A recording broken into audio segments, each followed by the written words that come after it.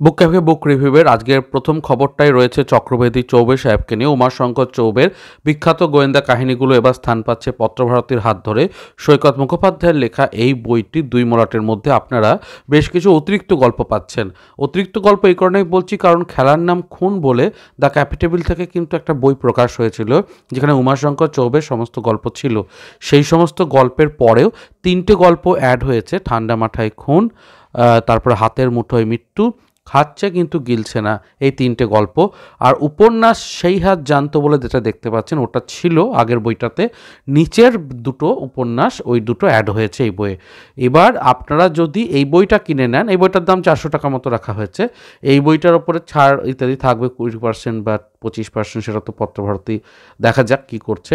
এবার এই বইটা যদি কিনে নেন তাহলে কিন্তু খেলার নাম খুন কেনার দরকার নেই, কারণ এই বইটার মধ্যেই সমস্ত গল্প পেয়ে যাচ্ছেন। আর প্রোডাকশন হাউস তো ভালো, পাবলিশিং হাউস যথেষ্টই প্রমিসিং, পত্রভারতী যথেষ্ট বড় একটা পাবলিশিং হাউস, আপনি নিতে পারেন এখান থেকে, অসুবিধা কিছু নেই। তাহলে ক্যাপিটেবিলিটিটাকে স্কিপ করতে পারেন, এটাই বলার।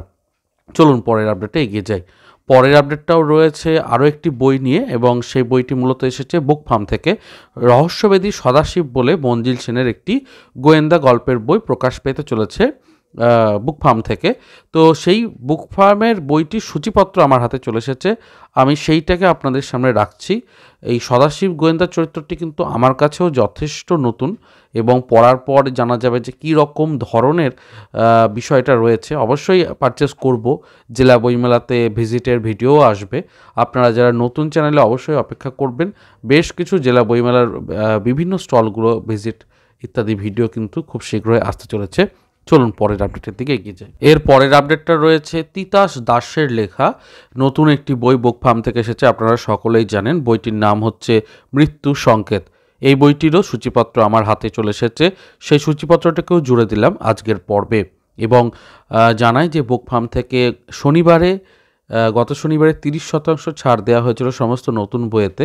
আশা রাখছি কয়েকদিন পরে ডিসেম্বরের শেষের দিকে যে বর্ষ শেষে একটা ছাড় দেওয়া হয়, প্রত্যেক প্রকাশনী চেষ্টা করে যে নতুন বছরকে আগমন জানাতে একটা বড় ছাড় দিতে পাঠকদেরকে।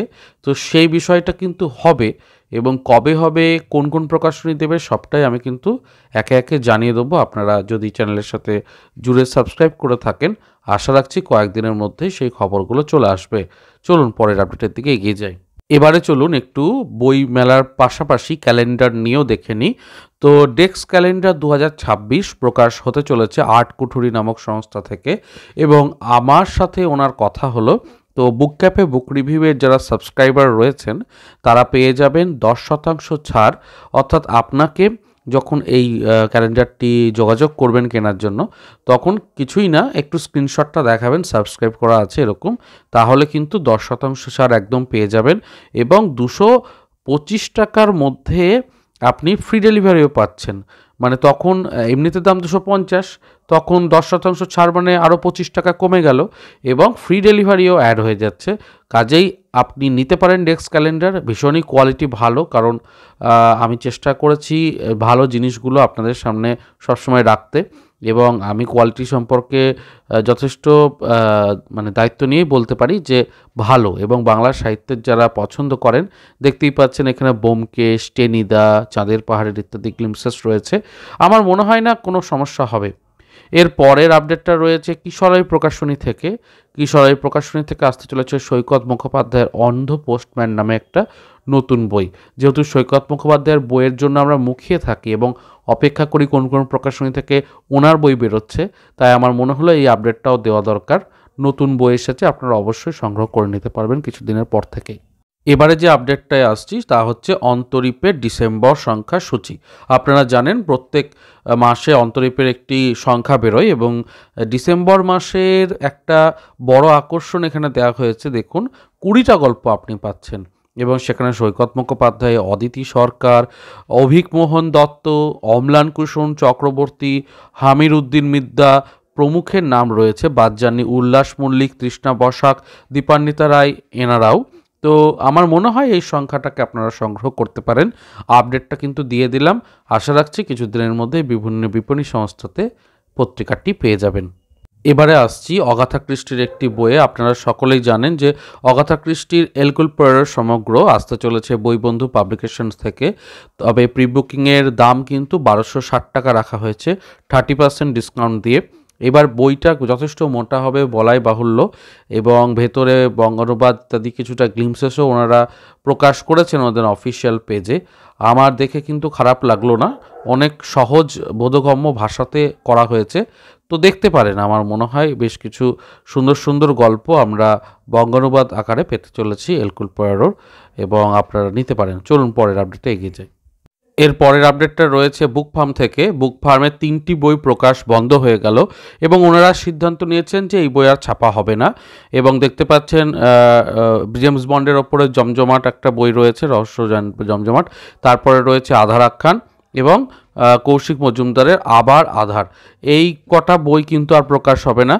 প্রথমটা হলো জেমস বন্ডের, কারণটা বলি। ওনারা খুব চেষ্টা করেছিলেন বইটাকে সিরিজ মানে পপুলার করতে এবং বিক্রি করতে, কিন্তু প্রথম দিকে মানুষ অতটা উৎসাহিত বোধ করেননি।